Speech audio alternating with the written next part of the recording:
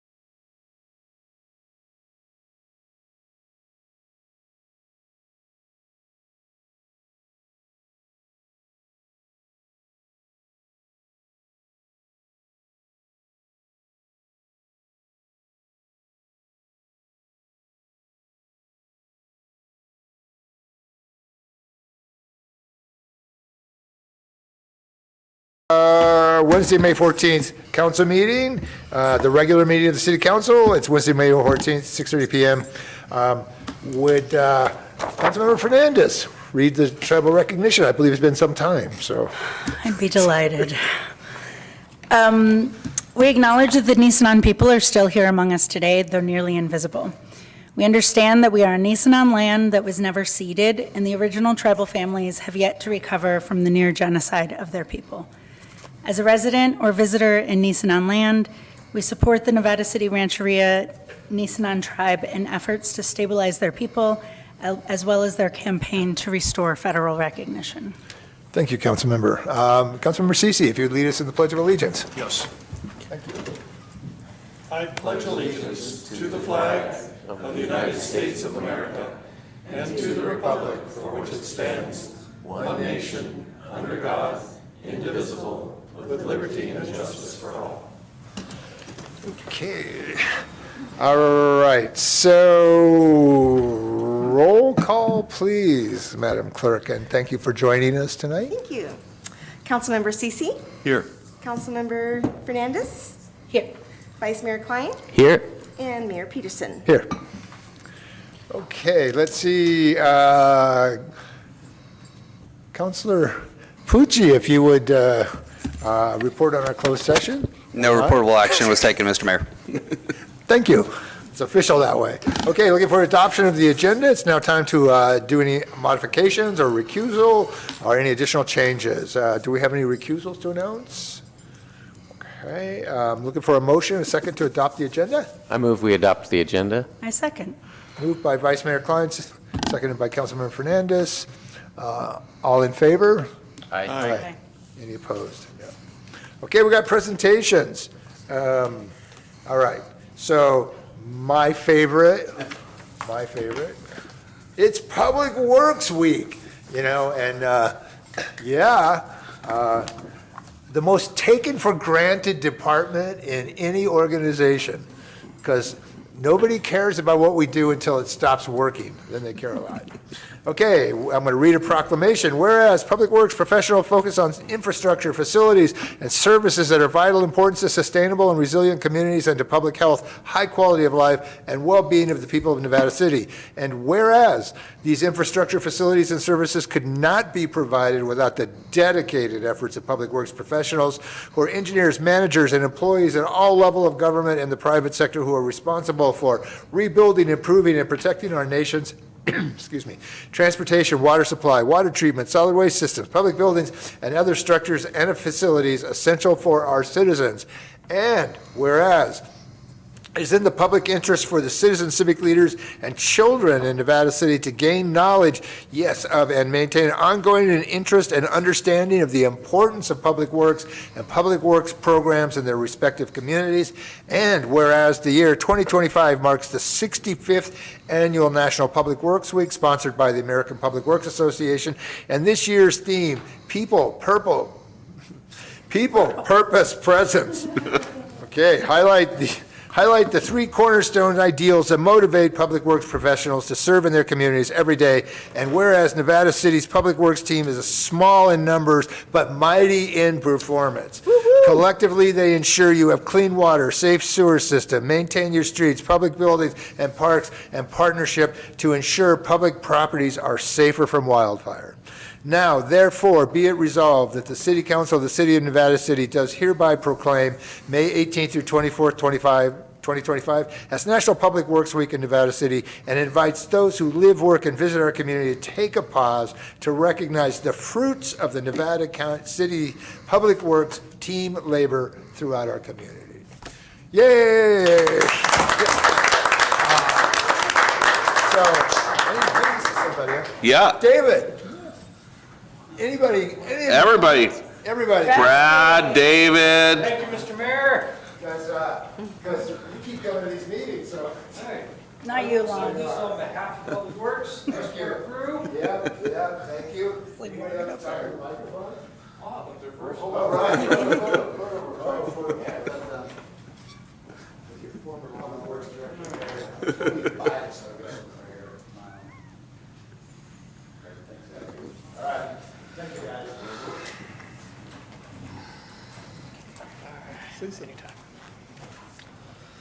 All right, Mr. Mayor, council members, thank you very much for this award. It's nice to know that it doesn't go unnoticed. You know, I love what I do, and, you know, they say, love what you do, you never work a day in your life, and that's very true. I can attest to that.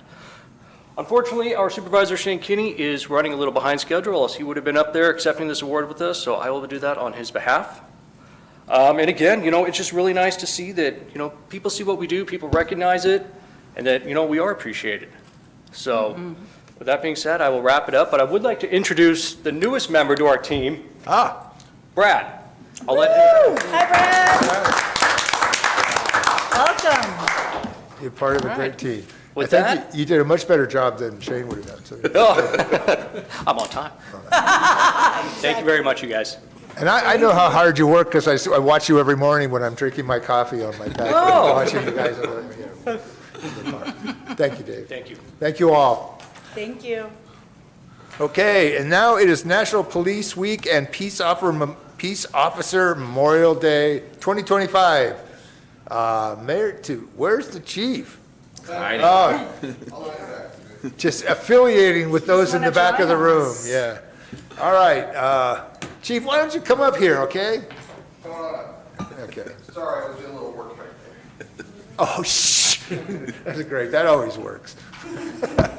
Okay, so, Chief, and to all other peace officers who may be watching this, it's a proclamation, whereas there are more than 800,000 law enforcement officers serving in communities across the United States, including the dedicated members of the Nevada City Police Department, and whereas since the first recorded death in 1786, there are currently more than 24,000 law enforcement officers in the United States have made the ultimate sacrifice and been killed in the line of duty, including 3 members of the Nevada City Police Department, which was Chief Hiram D. Scherer in January of 1930, Night Watchman William Kilroy, March 30th, 1899, and City Marshal Dave Johnson, November 3rd, 1856.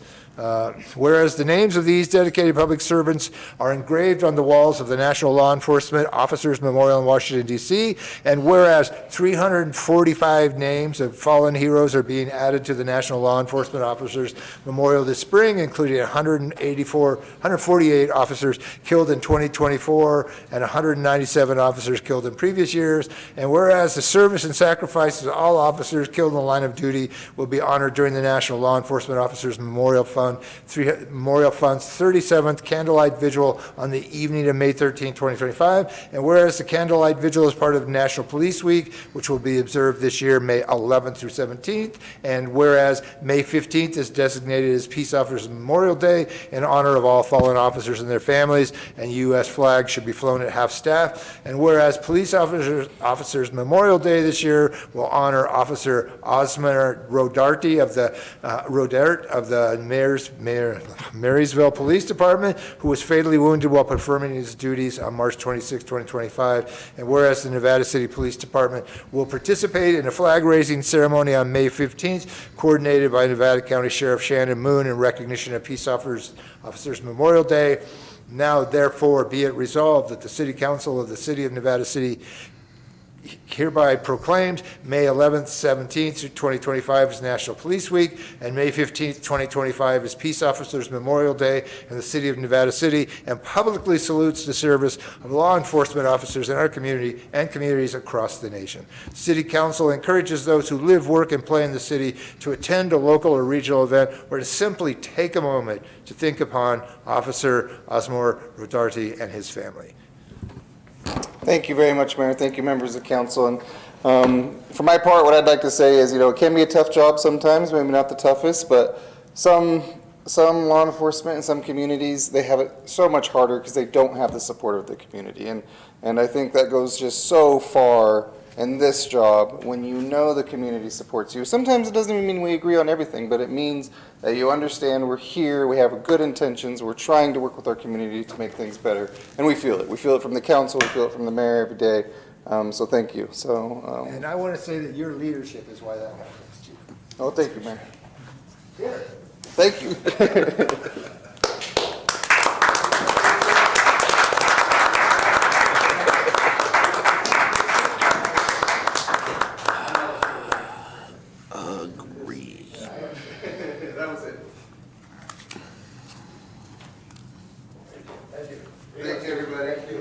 Thanks, Chief. Okay.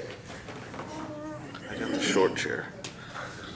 All right, so it is now time for public comment. Government Code Section 54954.3 provides any member of the public may address the city council on any matter not on the agenda that is within the subject matter jurisdiction of the city. Do we have any public comment? Please.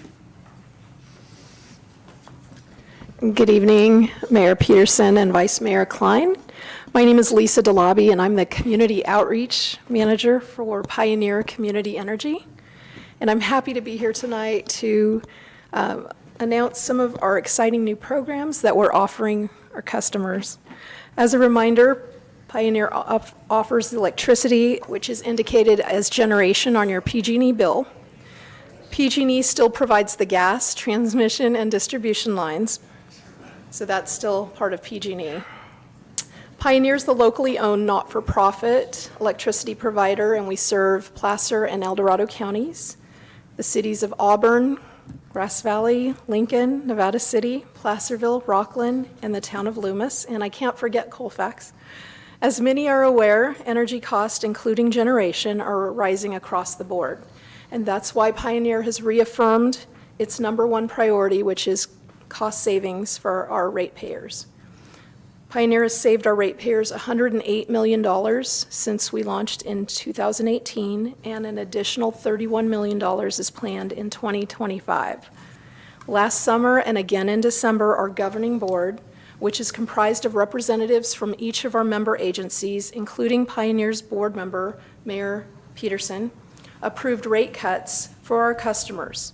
For 2025, Pioneer's rates are an average of 10% lower for residents and businesses compared to PG&E's generation portion of the bill. And in Nevada City, you'll be pleased to note this year's discount is 25%. In addition to lower rates, Pioneer has launched a series of money-saving programs, which include partnering with our local retailers to provide steep discounts on LED lighting and energy-efficient products. We also offer a zero-down, no-credit check program offering Tesla solar plus battery storage. And if you already have solar, you can also work to get the storage battery as well. We also are offering a $75 rebate for any AC tune-ups that you get for your AC unit now through October 1st. And our Power Shift Rewards program offers incentives to curb usage when the power grid is stressed, and you'll receive a $25 gift card just for signing up.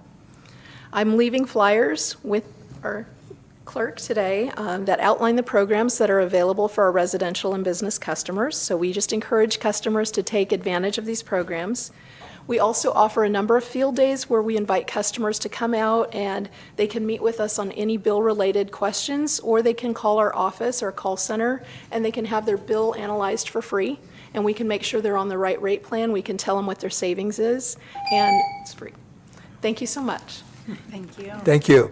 And I would say, I don't know about the rest of you, but I received a lovely postcard in the mail today outlining the programs. So, that's available. Thank you very much. You missed it, Shane? We missed you. I hope I didn't get David in trouble. Okay, thank you. All right, other public comment? Happy Public Works Week. Yeah, absolutely.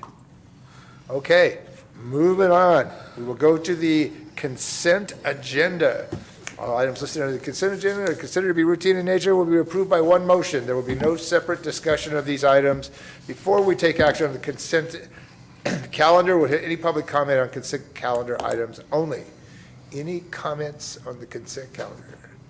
Seeing none, I am looking for a motion, a second, to approve the consent calendar. I move we accept the consent calendar. Second. Moved by Councilmember Cece, second by Councilmember Fernandez. Roll call vote, please. I'm sorry. Councilmember Cece, Yes. Councilmember Fernandez, Yes. Vice Mayor Klein, Yes. and Mayor Peterson. Yes.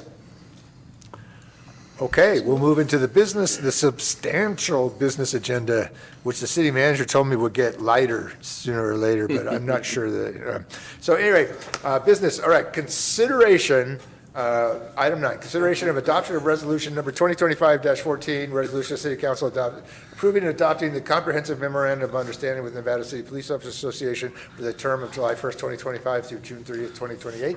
2, adoption of resolution number 2022-15, a resolution of the City Council of the City of Nevada City approving and adopting the comprehensive memorandum of understanding with the Nevada City management and supervisory employees for the term of July 1st, 2025 through June 30th, 2028. And 3, adoption of resolution number 2022-16, a resolution of the City Council of the City of Nevada City approving and adopting the comprehensive memorandum of understanding with the Nevada City Miscellaneous Employees Association with a term of July 1st, 2025 through June 30th, 2028. Take it away, Sean. I could have done it faster. Oh, Joe. Get out the stopwatch. Thank you, Mr. Mayor. The memorandum of understanding, or MOU, for all of our city bargaining units, the 3 that you just read, are set to expire June 30th, 2025. Right after I got here 3 years ago, we negotiated a 3-year contract with all the bargaining units, but time flies, so here we go again. A really big thanks to the City Council for your commitment to the community and our employees. As outlined in the staff report, the following are the core principles that guided the city or your philosophy during negotiations, resulting in this new 3-year agreement. Employees citywide should be treated equally with respect to continued general benefits. Compensation adjustments should be fiscally prudent and within the related city long-range budgeting capacity to absorb. That's why we're presenting them to you along with a balanced budget for next year in the workshop this evening. And then lastly, the city seeks to compensate employees at a rate competitive for the market and in a manner that will help the city recruit, retain, develop, and promote talented and committed employees. Unlike most places that do classification and compensation studies, we're really looking at competition studies because our comparable agencies like Colfax or the city of Clear Lake are not in a position to steal our employees like, let's say, the city of Grass Valley. So we're trying to address parity with our competition, as it were. So there's several items that are standardized across all 3 contracts. They are 3-year contracts. They have a base salary raise of 10% in the first year starting July 1, 3% in 2026, and 3% in 2027. They all involve some portion of a matching deferred compensation that varies amongst the contracts. They all have the availability of a family swim pass and a city facility rental for each employee each year. That's a new item, but one that, I think is good. It doesn't cost us anything, and it gets more people out at our pool and doing cool things and using our facilities. So it also didn't cost the bargaining units anything in negotiations. In other words, we didn't ding them for that, so to speak. So, and then there is a reopener for dental and vision insurance coverage to seek expanded options. Should we be able to do that? We had that in the previous MOU, but it also included medical insurance. We've since converted to more options for medical insurance, but we're still left with our dental and vision plans that are not the best. So if we can find a better solution, we'd love to do that. Each of the 3 also have some additional changes that are unique to them that are outlined in the staff report. Often police relate to field training officer pay, canine officer, school resource officer pay. Obviously, you don't have that in the management or miscellaneous bargaining unit, but they do have things like boot and safety equipment reimbursement. So there's some changes to many of those things. One significant change for the miscellaneous and management employees is historically we've said Christmas Day is a holiday, but the week of Christmas, depending on how Christmas falls, can be a very slow week for us, and often we do some adjustments in the scheduling. We've now written to the MOU that the Tuesday through Friday of the week of Christmas for the duration of this agreement will be a holiday for those employees. So we'll be open Monday. If anybody has some last minute emergency activities, then we're happy to help them, and then close for the remainder of that week. So, but we do have employees that will have to work. You know, the water still has to go in the pipes, the wastewater still has to come out of the pipes. And, you know, those folks in Public Works largely will have to continue to work. So our agreements already stipulate to those kind of things, and they get paid overtime on those days.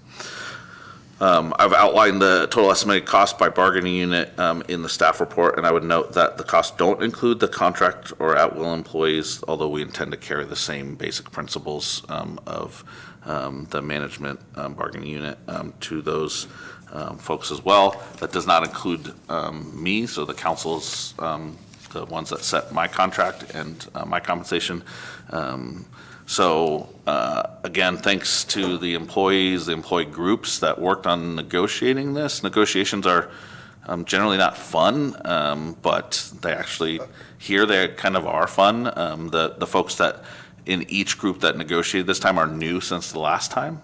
So we have, you know, full seats in many of our departments, the police department full staffing for the first time, representatives from all the different facets within the miscellaneous group, so that, you know, you had civilian law enforcement, you had admin folks, you had public works folks, you had operations folks out at water, wastewater, so that we could get a, you know, whole picture of what that bargaining unit represents. But you know, our employees, you know, are obviously our most valuable asset, and the way we work the budget is that the employees are the ones that transform taxpayer dollars into services that, you know, are provided to our community, and you know, they do that well, above and beyond in most cases. And I think this contract brings us, I know this contract brings us to parity in several of our classifications with Grass Valley, and close in many other ones.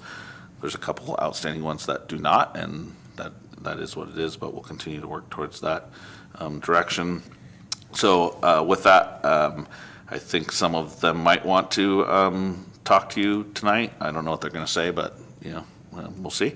And I would recommend you approve all three contracts tonight, and they should be individual votes because they're separate resolutions. All right, going to open this up for public comment. Anybody that might have something to say? Easy. Oh, look at that, we're being double teamed here. Heavy hitters. Public comment. I'm trembling. Yeah, I just wanted to say that it's nice to be a part of a nimble organization where we can negotiate for ourselves and for our group.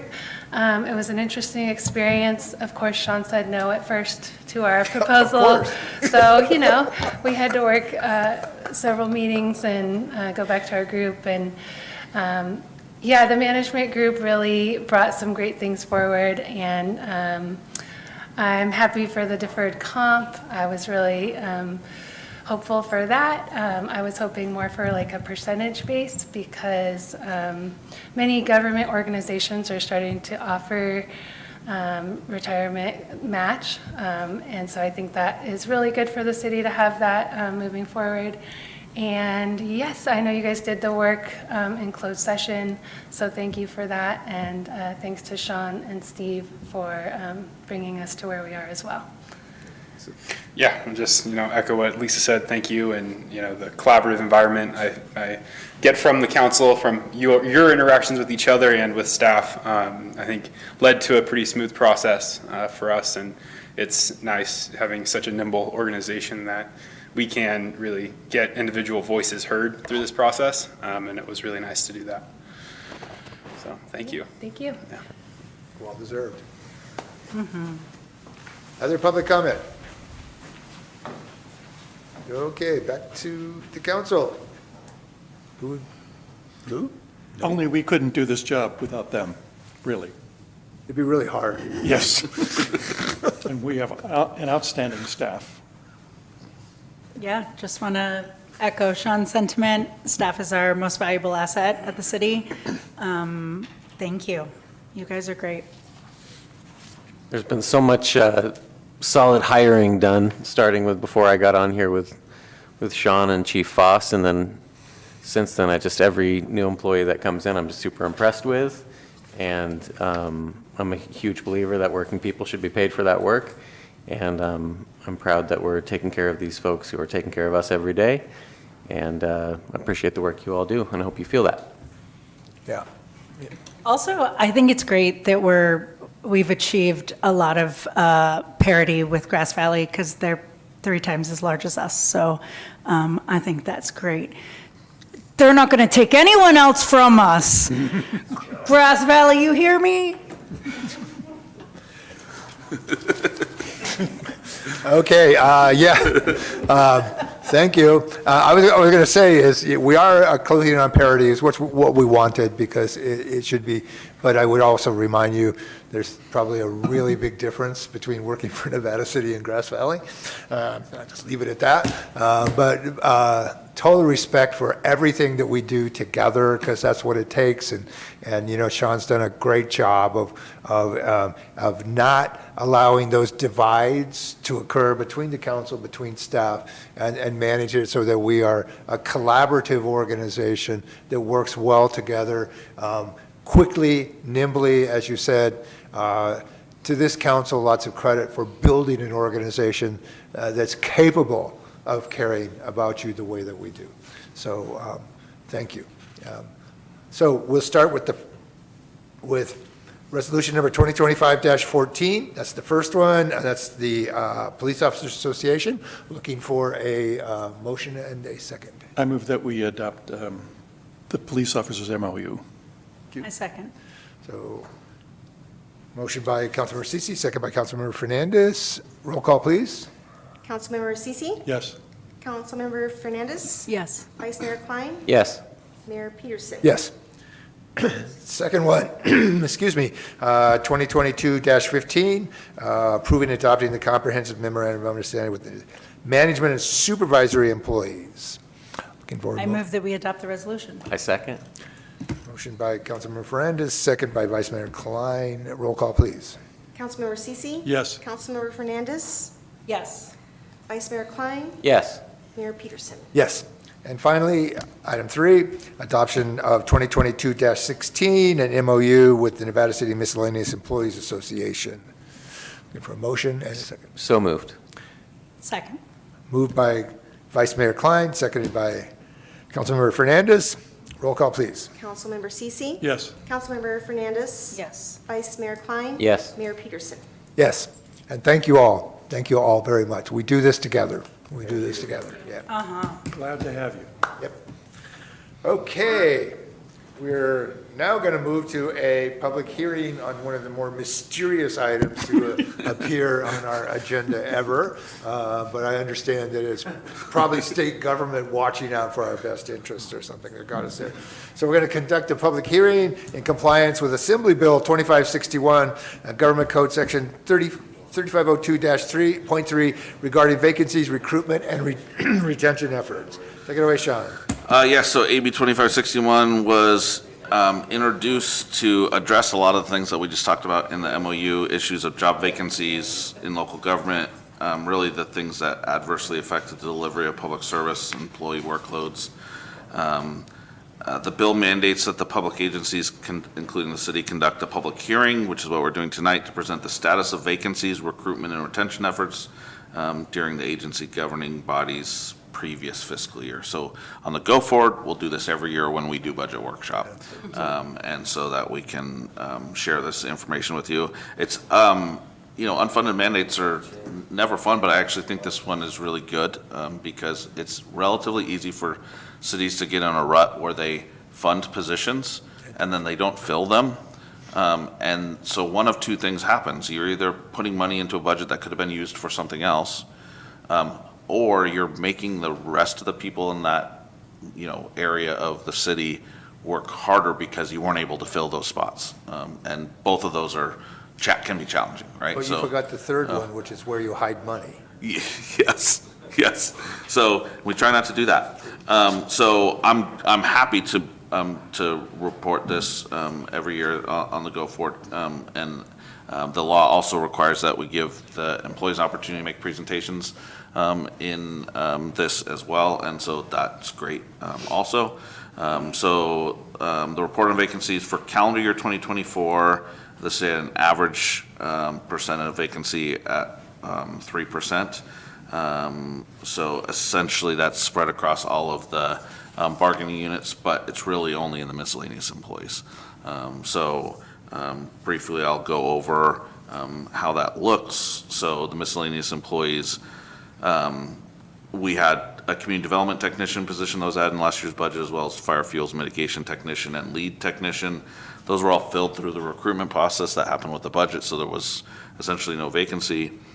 We had 2 maintenance worker 2 positions that were underfilled with maintenance worker 1 positions, so all the positions were filled. And note that that's our highest turnover position within the organization, which is not uncommon. It's unfortunate because they're the, people we celebrated tonight. They're the hardest working and in many organizations the lowest paid.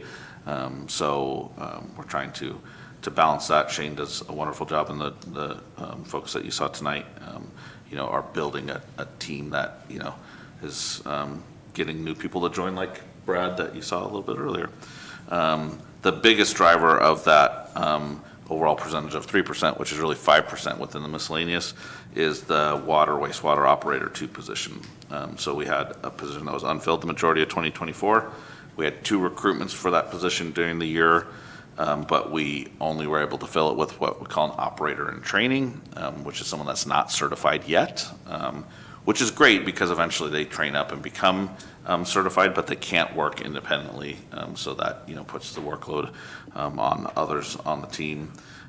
We did create last year a lead operator position, which we promoted somebody into, and that was a succession planning endeavor. And then ultimately that's Brandon. When Mike retired as the chief plant operator, Brandon became the chief plant operator.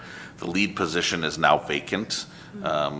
But it's intended to be, we'll fill up all of the operator 2 positions, and then when Brandon is ready and says, I need to fill that lead position, he can transfer one of his fully trained operator 2 positions, people into that position. So I anticipate that position, like maintenance worker 1 and 2, will continue to be our most challenging to fill. Historically, police officer has been, but with the work of the folks that we have and Chief Foss, I think we have more people wanting to come here than ever, and we don't even have any spots to put them in. But keep coming, because eventually we'll have spots. And then the rest of the management unit didn't have any vacancies, and the police department didn't have any vacancies, but we did some creative things. 2 of the positions, the full-time police officer positions, were filled by what we called police officer trainee 2 positions, which were police academy grads that had not done field training officer time. And so they completed that, and then they became police officers. And then we also had someone that was a police officer trainee 1, which means we sent them to the police academy. So they came on as an employee of ours, went to the police academy, came back to their field training time, and now is working with the department. He happens to be a local resident, had 2 wonderful daughters that you'll see walking through town every day. Great hire, great job by Chief Foss in finding creative ways to get his department staffed. And then the 2 sergeant positions were staffed during 2024 in acting assignments. One of those for a vacancy, and the other for the lieutenant position, which was also filled in an acting capacity. Since then, we've promoted the lieutenant position and promoted to backfill that sergeant position. So this is a public hearing because the law requires it to be, but I would recommend you take any public comment and then take action to simply receive and file a report. Okay. So I'm going to open the public hearing and take any public comment. Yeah, it is mysterious. Seeing no public comment, I'm going to close the public hearing, and so we recommend that we do what? Mayor? Receive and file? Mayor, I do have a question for Sean. Yeah. In the past, we've lost operator and training at the treatment plant to other cities. Have we done a good job of retaining our operators in training? Yeah, so there are 2 OITs out there right now, and that's among our newest folks. The most recent hire OIT, great person for our team, well experienced in the industry but not certified yet, so he had to go through the training for that. I think he's maybe 6 to 9 months out on the wastewater side. The water side is a faster time to get your certification because it's just taking, I shouldn't say just, I don't want to minimize it. It's like math and chemistry and a whole bunch of things that no one should have to take tests on, but they do, and they love it. But those ones are about taking the tests and receiving the certification, whereas our wastewater folks, they require a certain amount of time in the OIT position before they're eligible to become certified. So yes, we've held on to those OIT folks, and the hope would be they become qualified operator twos. We fill up the whole team. We backfill that OIT spot with another OIT, and then at the end of the day, Brandon would have 5 qualified operators from which to promote a lead operator out of, and then end up with a chief plant operator, 1 lead operator, and 4 qualified operator twos. Thank you, that answers my question. It's a tough position. People snag people all the time. It pays well, and you cannot operate your plant without a licensed operator. So it's a position that serves the individual well who holds those licenses. Yeah, please. Will you remind me who was promoted to sergeant? Joe Bush. That's right, thank you. Other comments or questions? Okay, we're going to receive and file this. We recommend that you receive and file this. Awesome. Is that adequate? You roll Nothing your. in the law that requires a vote. We just make a presentation, so I'm good. Let's get some more. Yeah. By the way, I wanted to explain briefly, I know you're all wondering what this is. This is the pasty throwing trophy that we once again brought back from Grass Valley. And not only did we bring it back, we swept it. So for those of you that were dying of curiosity about what the nature of that trophy is sitting there, and Vice Mayor Klein went and retrieved it from Grass Valley. Not that they were trying to keep it, but it didn't make its way over there until we went and fetched it, right? That's absolutely correct. I had to use intimidation. I just wanted to explain it because if I was sitting out there, I'd be going, what is that thing? Councilmember report back. It was an interesting time for that. Yeah. Okay, main event. Main event. It is to conduct a workshop for the development of the fiscal year 2025-2026 budget and fee schedule, the development of the 2025 and 2030 capital improvement program, and schedule a public hearing for June 11th, 2025 to adopt the budget, fee schedule, and CIP. Steve and Brittany, my favorite dynamic duo, you're on.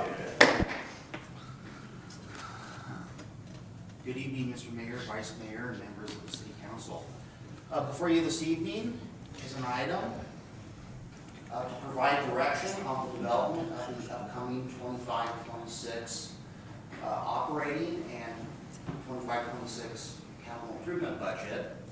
In addition to input on the development of the 5-year capital improvement program, that would be for fiscal years ending 2026 through 2030.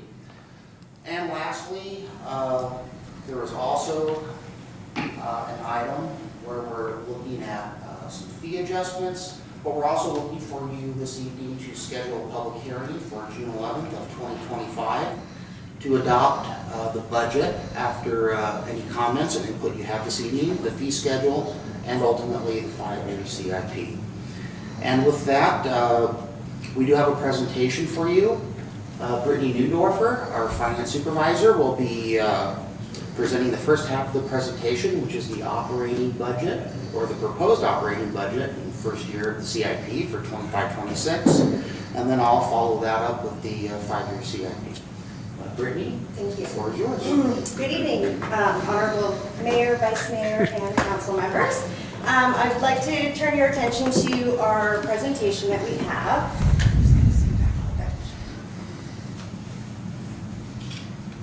Is it on? Yes. Am I pushing the right button? Push all the buttons you can hear her say. Uh-oh. We can just advance it. Can you hand it to me? Can you just hand it to me? This is a twice monthly feature of our meetings. It's all right. You can take that off. Yeah. Yep.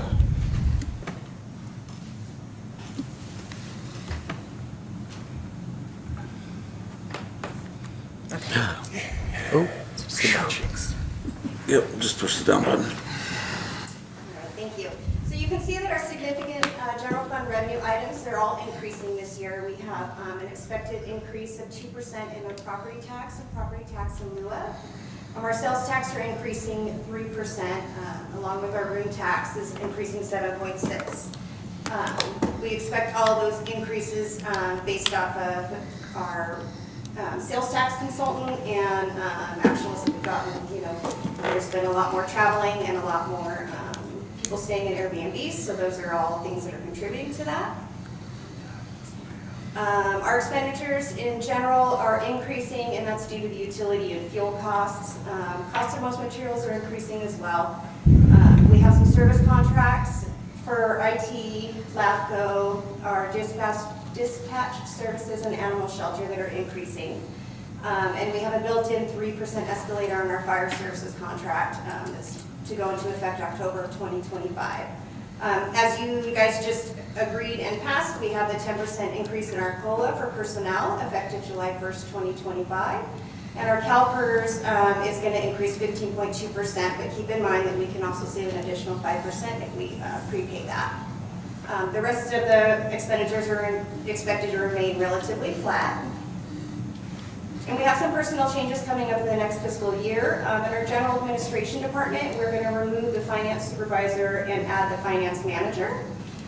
With the Miners Foundry Enterprise, we're adding a finance supervisor and an operations supervisor as well.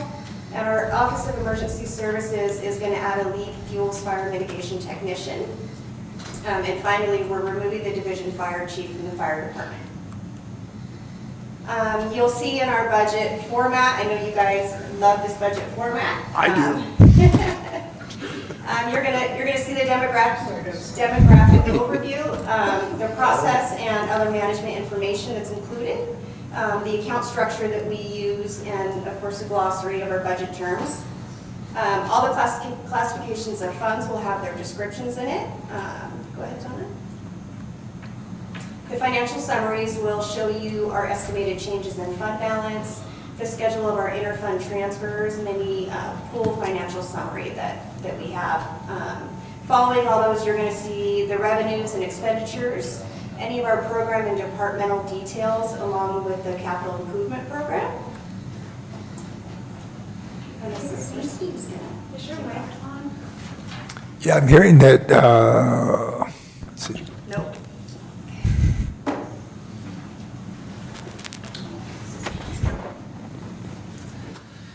Thank you, Brittany.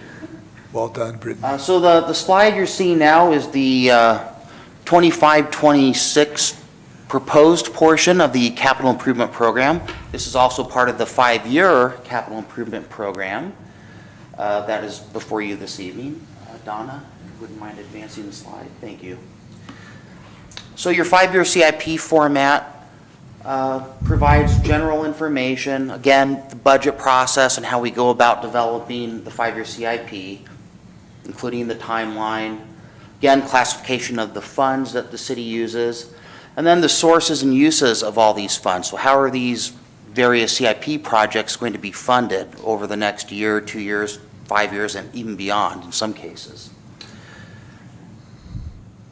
So in the document, every project that the city has planned with your approval has a detail sheet. So there's a project justification, project description, the responsible staff, the percent funded for every project year to date. So some projects don't have any funding yet, some are fully funded but might be a couple years out, depending on staff capacity, which leads to the schedule. And then every project has a picture or at least plans that you can see related to that project. So there's a sample of a project detail sheet, and that's carries out throughout the document. Behind all of the what would be considered a traditional CIP are some other sheets. So we have our rolling stock program, which shows the city's entire rolling stock, including within the next 5 years, which rolling stock we're going to be replacing, including the current year.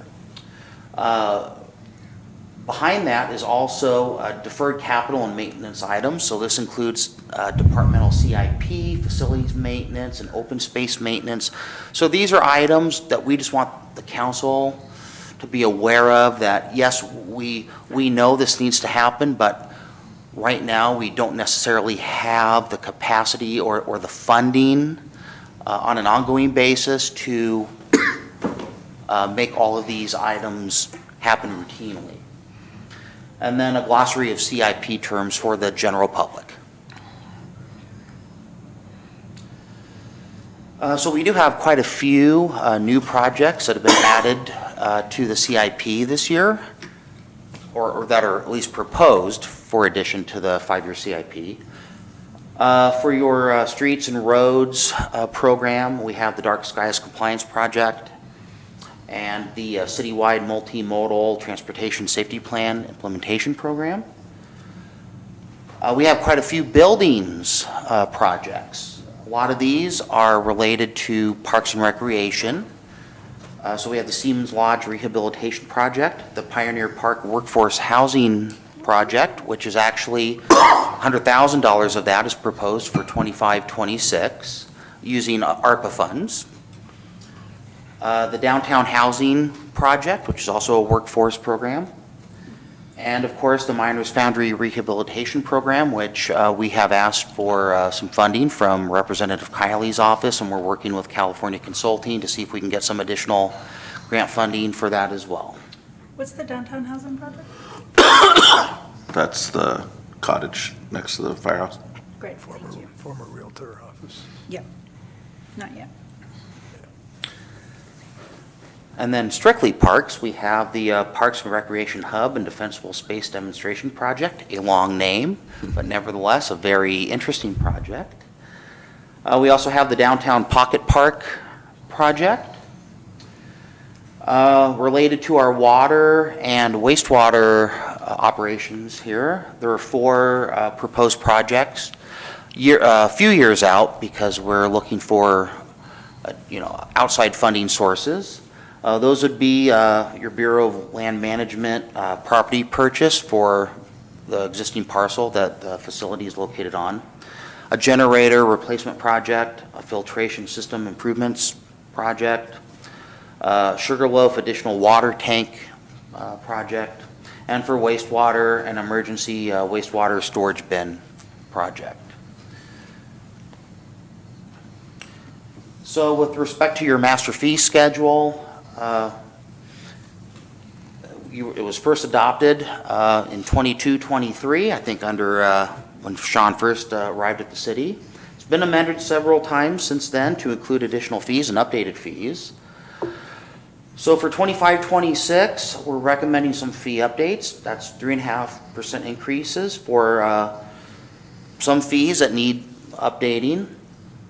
And even to this day, these increases are a lot less than the cost of the service that the city does provide to the users of many of these services. Also in this master fee schedule are new fees resulting from the transition of the foundry to the city. So we're incorporating that into the city's master fee schedule. So this evening, we are requesting that the city council conduct and provide direction to staff for the fiscal year 25-26 operating budget and capital improvement program. Make any recommendations to the 25-year capital improvement program for fiscal years ending 2026 through 2030. And finally, schedule a public hearing for June 11th of 2025 for consideration to adopt the operating budget, the 5-year capital improvement program, and the fee schedule presented to you this evening. With that, staff is available to answer any questions you may have. Thank you. Okay, thank you. Let's take public comment first, see what's out there, and then we'll bring it back to the council. Any public comment on this item? Yeah, okay. Okay, seeing none. Back to the council. Thoughts, comments? It's a workshop. What do you want? I notice TOT goes up by 7%. Is any of that increase due to increased enforcement of the TOT? Yes. It is going up. I would say our hoteliers are doing better than they ever has as a measure of TOT performance. That doesn't necessarily mean that the business has, done better because things are more expensive, things like that. Our short-term rentals are doing better than they ever have as well. But between principally Brittany and Lisa in planning, we've gotten our hands around the entire short-term rental process, and that includes the licensure, the business license, and the quarterly submission of TOT. Not only that, but also referencing it back to the software so that we can see, validate what they're giving to us. Because if they exclusively do Airbnb, the TOT comes from Airbnb. They send it to the city directly. All the other platforms, the owner has to provide us the taxes. So it took a heavy lift from those two and others in the organization, but now we're very, good at getting that maximum amount. But they're obviously selling rooms at higher rates and more frequently occupying those rooms as well. Good job for closing that gap.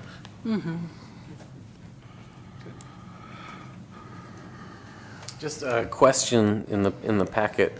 For the fee schedule changes, at first I thought if it looked like it had a highlighter over it, that it was going up and it was telling us that amount. Is that, and then I noticed that wasn't consistent, so I wasn't sure if I was reading that wrong. Particularly in fire. It's all the same. We had a highlighter error. I wasn't sure if the error was the highlighter or the error was the numbers under the highlighter. You see what I'm saying? Or my brain. Or Gary's brain. I'll look at, so it was supposed to be yellow means that it's going up. Okay. Purple means that it's going down. Right. And green is new. And then if it's stricken through and red font, then it's being removed. So let me see if I can find fire here. It wasn't just fire, too. There was another one. There's an animal, Yeah, animal license In some fee. cases where it's highlighted, the fee is flat from. right. That's why I got confused, everybody. No, that's a good catch. The fire one is, yep, they're duplicate columns, and the proposed rate is higher. Okay. So it does represent the increase. So the numbers are incorrect on those ones. There you go. And then what was the other category? It was an animal. Animal licensing, one of the first. That's right, yeah. In the admin section. That one did not go up, so if it has a yellow highlight, then that's a highlighting error. In the first, you're talking about the admin, right? Yeah. Is there also something for the Siemens Lodge, maybe? The rental fees? I took notes and then, failed to bring the notes, so yeah. Well, obviously, we'll go back through all of them and bring you back the correct ones at the next I meeting. appreciate that, Sean. So that's on me, not on Brittany or Steve, so not that you would hold them against them anymore. No, they're my We're just favorites. looking to hold things against you. Siemens Lodge does have increases that go up from $69 for the first 4 hours to $73 for a weekday more than 5 times per calendar year. Okay. It's expensive. But always booked, right? Stephen, I feel like I ask you this every time you bring us a budget and everything, and it all looks good. It all looks really good. Is there anything that you, who know this world more than I do, would want us to look out for in the coming year so that we have another good budget next year? Is there any potential trouble spot that you feel like calling out, like? Structurally, at this city, no, this city is run very well. The city council is fiscally prudent. You do what you're supposed to do. Staff follows that direction under the leadership of City Manager Grayson. There's nothing going on here at the city that would cause me any concern. It would be outside forces Yeah, that's good. that would. Speaking of something, outside and then- forces. And if we could all read the tea leaves, well, then we'd all be millionaires, right? We could play the lottery, what have you, but this city is structurally sound because of the council, and that flows down, as you know. So I have no issues. And that is why Steve presented to you this year the 5-year revenue and expenditures forecast, because it's not so much the forecast as an instrument, so that if, for example, the federal government does XYZ crazy, we can plug that impact of that into that model as it would represent a reduction in revenue, let's say. Yeah. And then we can look at that measured activity over time and see where we have to adjust. I hope we don't get XYZ crazy, because I don't know what that is, but. Yeah. Who does? I think we'll find out, unfortunately. Yeah, thank you. Thank you, great question. I think I also ask this each year. Can you talk to us a little bit about how you anticipate increases in things like sales tax? So with the city sales, various sales tax revenues, because we have a few of them. We have the Bradley Burns, which is the 1% sales tax we get, which is what normally people think of when they hear sales tax. Plus there are sales tax measures that have been approved by the voters. Those estimates come from our third-party sales tax consultant, HDL. Generally, our method of estimation is, yes, we have their numbers, but we generally report or estimate in the budget slightly less than what they're estimating, more times than not, because their estimates do change as well. Their estimates are up, but we tend to be very conservative. It's always better to underestimate revenues than overestimate, and overestimate expenditures than underestimate. But we do get those numbers from a third-party consultant that the city has been using. And they're typically pretty good at estimating. Other revenue sources, If I may, I'm trying to reconcile the increase with what I'm hearing from local businesses, for example, feeling like their sales are actually down this year. So I'm just trying to understand that increase versus what I'm hearing from folks.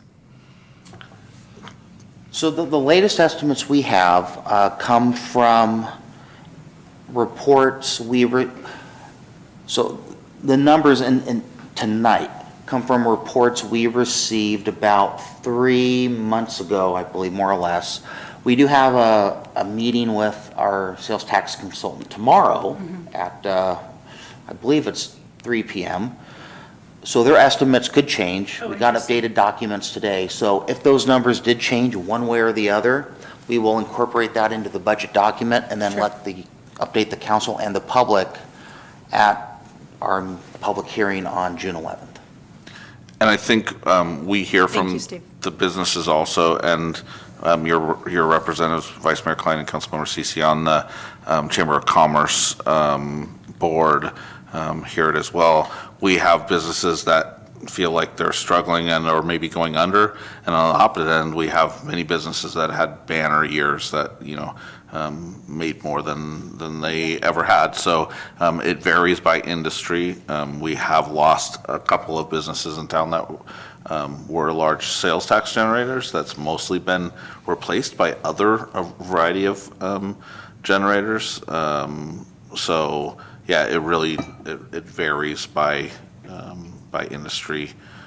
So that's the hope that we can help all of the industries, but they all have, different challenges in that regard. But overall, yeah, sales tax looks to be essentially flat, is what we're budgeting going to the year. And we generally budget less than, as Steve said, than HDL says, and we've always outperformed. So we've always generated more revenue in that category than what we budgeted for. Which is good, because then you can't spend the money that you don't bring in. Yeah. You should. Steve would then say we were being fiscally unprudent. I'm good, thank you. So, let's see, where was it? So first, I wanted to go to the addition of the positions first, which are well justified and both by workload and by the ability to cover the costs of those fees. It's something I hear on the street all the time in the city. You just keep hiring people. Well, we don't just keep hiring people. We're very specific, we're very tight on why we hire the positions we hire. We're a very small organization. Highest cost is always going to be employees. We're always going to incur legacy costs with those employees, but we're very careful, very specific, and more importantly, as Vice Mayor Klein noted, we hire very well. And we've also, I say this about the fire crews, which amazes me. So with the fire teams that we've built, we've halved the average age of the city employees, which is a great thing too, because it brings in new thinking, So there's a really good progression there. Yeah. And I just wanted to comment that as I understand it, as I see it, those positions are extremely strategic and will pretty much pay for themselves. So I wanted to acknowledge that as being very important. Looking at the fees, I too picked up the discrepancies, but I wanted to just acknowledge the realignment with fire and how important and critical that has been to the Fire Safety Advisory Committee, and how that frees up resources for us to become even more effective with the work that we're doing. And that's a critical thing that's not highly visible, but I think really, really important to the strategies we've been pursuing around fire and what we're attempting to do. I think that's really important. Miners Foundry, I think the thing that I most appreciated about looking at those fees is first is understanding doing the really good job. And thank you, Steve, for your participation along with Dean and others in helping us to secure the foundry. And, it's great. I could talk a lot about how great we are as a council. Look what we did with the foundry in 90 days.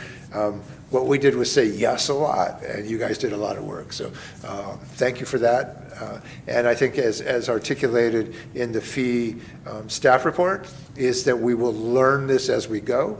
And we will see how it plays out, even quarter to quarter, and certainly we'll be revisiting fees, revenues, and everything at mid-year, because this is really a developing situation.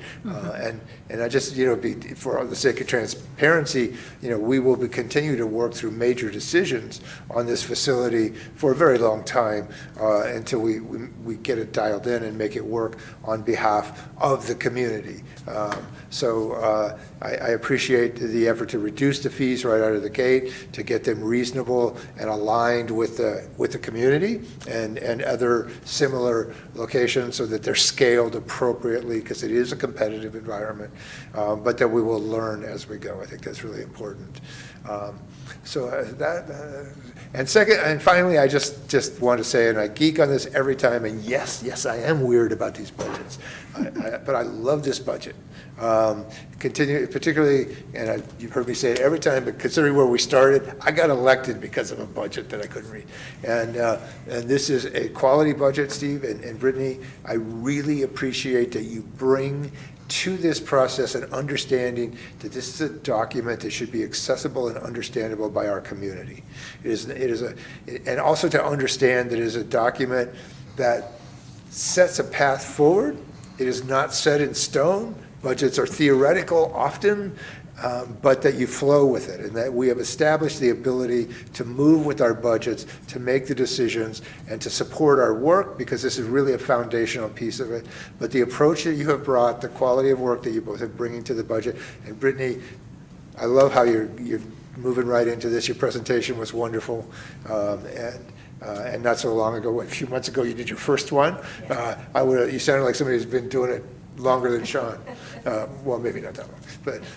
But anyway, so thank you for your work on this. It's critical, it's important, and more than anything, when we look to the employees and we say we can give you this money, it is because of the work that you do that we know what we have, we know what resources are available to us, that give us the option to allocate those resources in the best interest of our community, that makes this all work. So thank you. That's what I got. What do we do next, Sean? It's a workshop. Yeah, we, giving- we take the direction. Yeah. Fix the fee schedule is the biggest thing I heard, and we'll make any adjustments that come along with our sales tax or any of our taxes. A number of those come from the state in some fashion, how much we're going to get in gas tax money or things like that, for example, are pretty, on the mark, and then other ones are more nebulous. That's why we have, third-party consultants that do that kind of work. But yeah, we'll bring this back to you on June 11th with all those things buttoned up, plus the information that will come out of the next agenda item. Okay, great. Thank you. Thank you very much. We thank you. It's a team, man. So we do it together. All right. Moving on. Let's see, we're going to conduct another workshop. It's workshop heaven tonight. To prioritize the strategic initiatives and related goals, the city's updated strategic plan for the staff to include department-level objectives in the fiscal year 2025-2026. You want to do this? I'll do the kickoff if you want to talk Yeah. about Yeah. what was gleaned. So our budget process includes advancing goals and initiatives of our strategic plan. And we assign objectives to each department to advance those goals and initiatives within the budget. And so they're SMART objectives, specific, measurable, attainable, realistic, and they have a time element to them. And so we will do that by, and Vice Mayor Klein mentioned this in his review, there was no accomplishments for the city council in our budget, and that's because we will add that. After tonight, we'll add all the accomplishments by department, as well as the objectives for each department that speak to the strategic initiatives and the goals that are within them. Largely or historically, that has come from the work of the committees under each initiative, what they wanted to see in the future years. Differently this year, and that still applies, everything that's coming out of the committees will be placed into those objectives, but different this year. The mayor and vice mayor conducted a workshop that gave citizen or community input both on funding and the strategic plan. And so that's the document that is attached, and really well done, very helpful, and also something that can be very actionable for us at the staff level as we build the budget for you for June 11th adoption. But we can also take any additional input you have this evening that can, be wide or narrow. Some of our objectives are task oriented and very granular, just do this thing to achieve this goal. And then some of our objectives are much broader because some of the goals are much broader. And so, we're happy to take any of that input, and I'll give it back to you, Mayor.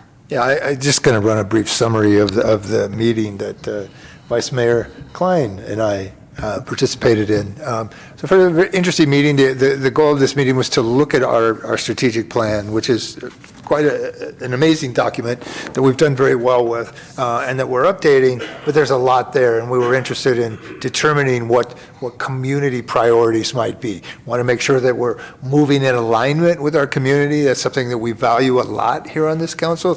So we had a meeting, sparsely attended, 20, 25 people, reported by the union as a second Miners Foundry meeting, so a good portion of the people were there for another meeting, but decided to hang around and participate anyway, which was welcomed and meaningful. I think the folks that were there were kind of positioned about where they were, what they wanted. But just to summarize, so we looked at these 7 key initiatives, and the top 3 were fire, housing, and infrastructure. And in terms of fire, it was real clear that evacuation was the priority by far. People were concerned about evacuation.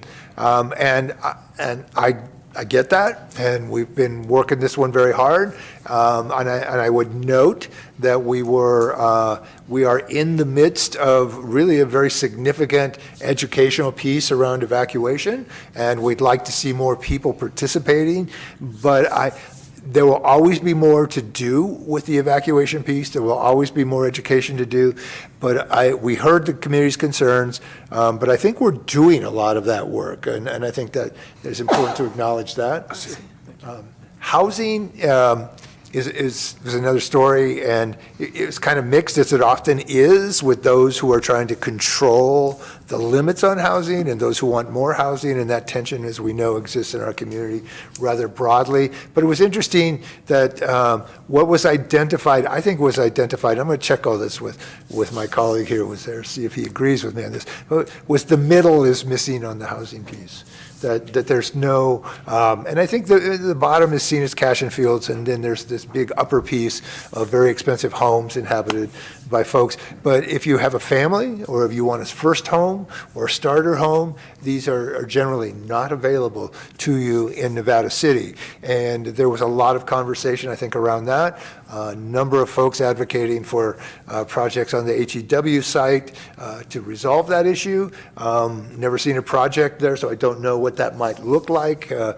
People claim to be working on it, and I know I've heard that, but you know, I've worked so much with developers and folks. You got a project, let's have a conversation. But otherwise, we don't have the capacity to just spin our wheels on what you might do or might not do. So we'll see what that looks like. But I would also say that housing is the most likely of all of these, the most difficult challenge, because it's expensive, it's long-term, takes a lot of work building community support. But that was the second really big piece.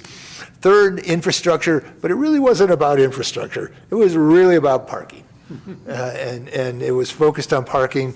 And what came out of that was we talked to community members a lot. It's the same story, but we shared with them the thinking and the working that we're starting to look at around the Clark Street parking. And so if there was a recommendation for a priority that came out of that conversation, would be to advance the work that we're doing on parking more expediently and more directly, which would mean the Clark Street lot. And then the second part of that is traffic safety and speeding. Which was a concern, which is, we hear that a lot. I see that we're working on that element, the public safety, the transportation safety element, but I think that people are concerned about speeding and traffic, and then the mix of types of mixed use, modal use, walking, bicycling, and that. And that pretty much took care of it, except for trash cans, particularly at the trail over on the other side of the bridge, but that we should have trash cans everywhere that we do any kind of project. So would you add to that? I thought that was a great summary. What I found interesting about that meeting is, compared to the actual Miners Foundry meeting we had, which was specifically about the future of the foundry and had a packed room, when you hold a meeting that's about everything, fewer people show up. So It was also the following week. it was also the following week, and the union misreported it as being another foundry meeting after we just had one. But it does seem that, like, having the targeted meetings does seem to get better engagement. Like, if we had a meeting that was, we're just going to talk about parking, it's possible we'd have a room full of people, or as many people as were able to find parking to attend that meeting. So not a room full. Yeah, so a handful of people. Yeah, great meeting. I wish more folks had shown up, but I was really pleased with the input we got from the people who did. It was representative, I thought, of a bunch of different groups and folks in town with concerns. Yeah. So that pretty much completes our report. If I had to make recommendations, continue to develop the evacuation work and all the fire work, but we're really moving that in big ways. Parking, definitely, and then, you know, I do think that the greatest challenge for us going forward is housing. Agreed. It's just going to be, it's going to be the most difficult, and I personally believe most important. And I just, quite frankly, my position, where I come from on this, on the housing piece, is if we do not provide a range of housing for a full spectrum of our community, meaning people who work here can live here and rent a space that's affordable, to people with starter homes, people that can bring families into this without, you know, if we can't do that, we will lose our community, in the sense that it will become the snow globe of large houses owned by people who may rent them out, may not use them at all, but hold on to them. But we will lose the fabric of our community with children, with families, with starter homes and that sort of thing. And I think, I just, to me, that is like super critical. If I may, we already are losing those people. It's happening actively. It's been happening for So many years, I yeah, think. I agree with you. It's the most important. I was able to live downtown and pay cheap rent in my 20s, and a lot of friends could say the same, and downtown felt like it was hopping all the time, and that went away. And the last landlord I ever had before I was able to buy a house is this man. It was affordable. Yeah, it was a great spot. It was a great spot, but I don't know how many more spots there are like that in town. And when I got my house, I lucked out. The timing was just right, and it kills me that that's not an experience that people are having anymore. And we have to work on that because we're sitting here. Absolutely. As the only renter on council, I feel so vulnerable constantly. The last home I lived in, I was given a few months to leave after living there for years. And, being on council, you have to live within city limits. Luckily, I know a lot of people, and people were really invested in helping me find leads and getting a place to rent, but feels really, really, really vulnerable. All my work's here. I don't want to leave this community. I want to be able to stay. I'd love to be able to buy a home. And, this isn't we all know this isn't a unique Nevada City problem. It's not a unique Nevada County problem. It's not even a unique California problem, although it is a huge California problem.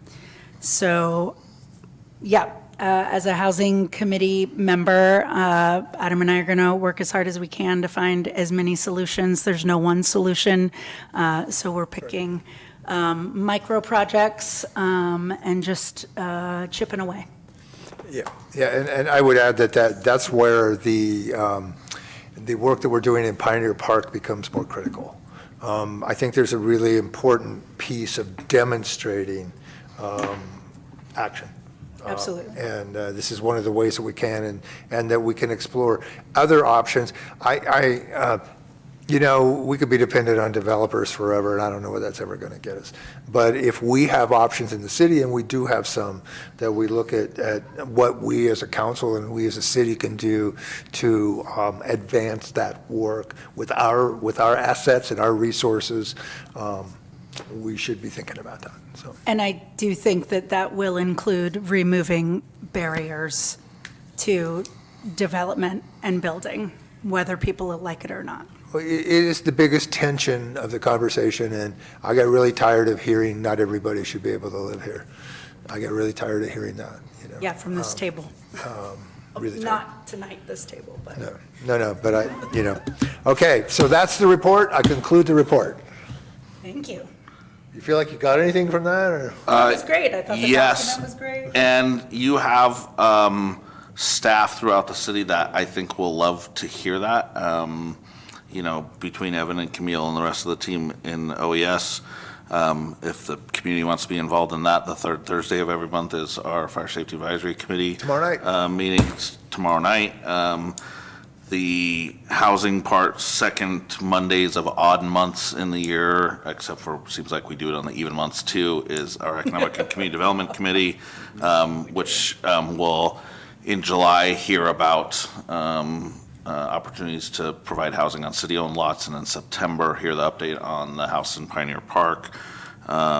Infrastructure, next meeting, May 28th, you'll hear an update on parking kiosks, meters, phone app, not appetizer, but a phone app for parking, T-boxes, all of those things coming to a theater near you. So, and we'll still obviously work on the remainder of the strategic plan, but we'll take those priorities to heart and reflect them in the budget that'll come to you on June 11th.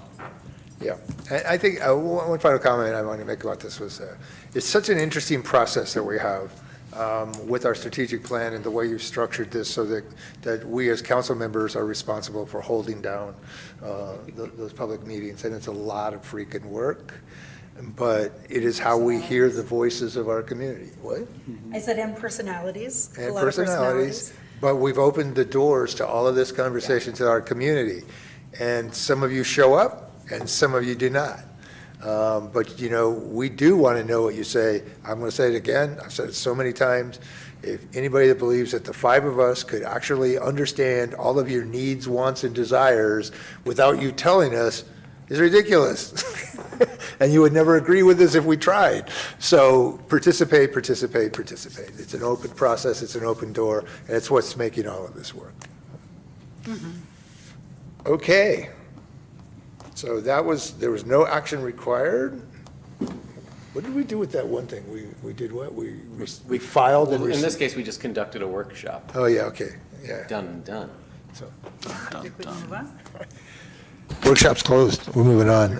Yeah, we're good. Okay, we're down to final reports. I somehow lost my agenda here somewhere. You remember the rest, though, right? Yeah, I do remember the rest. Adjournment? No, wait, that comes next. Sean, you're up. Just briefly, I know we had the MOUs on tonight and everybody's getting a raise and that always makes people feel good, but I really appreciate the council's leadership in getting us to this point. We have an amazing team of people that really are dedicated to this community and want to execute on the things that you've prioritized in our strategic plan, which came out of, you know, almost half as many people responded to our surveys and participated in our workshops for our strategic plan as live in this community. So, you know, it wasn't everybody, but it's a broad swath of folks that gave input to that. And I will add to that soon the employees of the Foundry will be part of that family of employees that work for the city.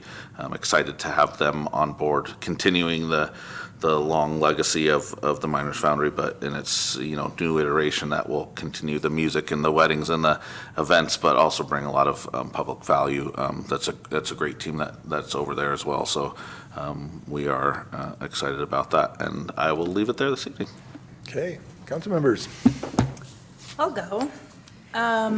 I had the pleasure to attend the National Therapy Animal Day at the fair.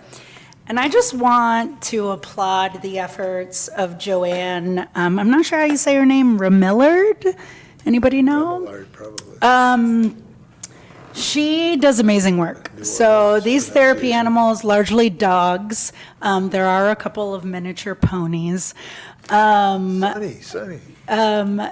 They not only go to nursing homes and Sierra College, but now they work with their courtroom companion dogs for young people in court. So young people who might be in family court, who might be involved in really stressful between parents, they can have a dog with them, like if they're on the stand and throughout the day. It is this really, I'm like, Yeah. It was so emotional. It was just beautiful to hear these stories about everything that they do. And even at Sierra College and all the young people like coming up and spending time with the dogs and such a relief emotionally and for stress. Older folks, there's a lot of research that's gone into how beneficial and therapeutic that is for folks that have loss of memory or experiencing Alzheimer's or dementia, and just really, really, really special. So there was dozens of dogs and their caretakers, and so that was really great. They were really excited that the city showed up, and yeah, thought I'd share that with the group. And then also Adam and I had our Economic and Community Development Committee meeting. It was pretty well attended. I think we had a dozen or 15 folks. We had some really good conversations about things, and we're excited to be bringing you more on the Pioneer Park House, like Sean mentioned, and some other efforts. And yeah, it just seems to be, I'm proud of the work that we're doing there. And that's it. That's what I got. Thank you.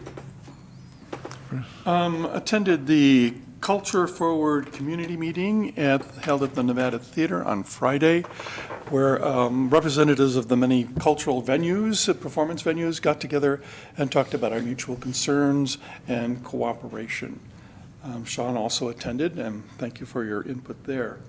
I attended a retreat this past weekend up in Lake County at the retreat center that I'm part owner of, and was surprised at how many people congratulated me for being on a city council in this day and age. As part of that retreat, we had posted things about resilience and resistance and being true to your values, and I posted our resolutions on that board and got a lot of positive feedback from that. Wonderful. We just had the Nevada City Chamber of Commerce Awards dinner downtown. Always a fun night. We missed you, Lou. We missed you, Sean. But a really great turnout and a sweet night. And I want to congratulate Lynn for being the new executive director of the chamber, but also I want to congratulate all the winners of those awards. And I look forward to it next year as well. I don't think I have much else to report. Thank you. I would report, I'm kind of a big fan of 49er Rotary these days. I mean, I'm a fan of all Rotaries, but they did pulled off the Join or Die movie showing that was very well attended and worked out very well. And kudos to the Foundry for allowing that movie to be shown. And it was a great environment, really great use of the hall and everything else. And then I had the pleasure of double bill with Councilmember Ceci this morning at 7 a.m. Presenting to the Rotary. Lou spoke about our work with the Fire Safety Advisory Committee. I spoke about the Foundry. Very well received, and I think a great relationship. And I honor everybody who takes some responsibility for creating this community that we like, and they're doing a lot of good work there. Also, just a brief update on Pioneer Energy. I sat through their budget workshop this week with Pioneer. It's a much bigger budget than ours, like 221 million. All but about 21 million is energy pass-through, energy bought and sold. But it's interesting to note that Nevada County will be soon coming on board, but within 2 years, the size and participation of Pioneer Energy is expected to double, including Butte County and several communities in the valley. And this is the way these CCAs, community aggregate energy programs go, is because they're so desirable. You heard the numbers tonight about the savings. We're really big in Nevada City. It has a lot to do with our size, but when we came in, but adding these others will continue to increase our ability to purchase and lower costs, and then reinvest in those programs, but also eventually to reinvest in really important things like biomass and other energy generating pieces. So very positive. Find myself spending a fair amount of time in Roseville. It's a good thing I need Home Depots with garden projects, so it works out. Oh, speaking of Roseville, may I add one more thing when you're done? Yeah, sure, go ahead. I was part of the delegation that went to Roseville to speak to Kevin Kiley and present our resolutions. There were 13 resolutions in total from a variety of jurisdictions across the congressional district. We had somebody from Mammoth Lakes who drove all the way up to join us. The Tahoe Truckee Hospital joined us, as well as their airport up there. And so it wasn't just necessarily elected bodies, but just kind of all sorts of sectors affected by the cuts at the federal level, specifically to wildfire, forest management, and wildfire mitigation.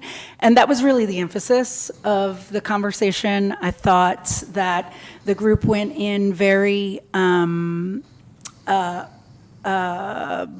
collaboratively, and thanked him for a couple of things that he did, including a speech on the House floor in March where he named our county and others and asked that specifically funding for forest management and wildfire mitigation remain and not be eliminated. And so we thanked him for that, and then just really, really encouraged him to, really tried to relay to him how utterly necessary this was, and not so much in that we need the feds, but we explained to him that, there are three pillars here. We have the local pillar, there's local investments, both Grass Valley and Nevada City, passed tax measures for this, and then also we rely on state funds, but also we rely on federal funds, and you take one of those away, it really could be dangerous for our communities. It was interesting because he's not, if you've met him, he's not so much, he's not a social guy, to say, that's putting it mildly, but he's certainly not smooth.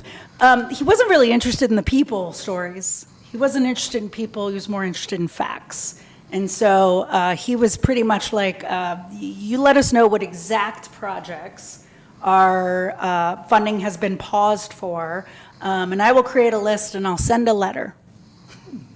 It's like, great, who will you send a letter to? The Office of the Interior, maybe someone else, he said. And I did get an opportunity, it was just 30 minutes, there were so many of us. Truckee certainly took the lead, it was their initiative. I did get an opportunity to say, the priority here in this meeting, of course, is wildfire mitigation, but you'll see in these resolutions that we talk about other sectors where funding will be or is being cut, including veterans services and nonprofits and schools and so on and so forth. So, he met with us, he heard us, he received it. I was happy to be a part of the group. Thank you, Mayor, for allowing me to take that role. And I'll keep you posted because I do think there will be a follow-up. Thanks for doing that. Yeah, I'm glad you're doing it. Okay, looking for a motion to, I move we adjourn. Second. okay, motion by Vice Mayor Klein, second by Councilmember Ceci. All in favor? Aye, aye, aye. All right. Put a stake in it.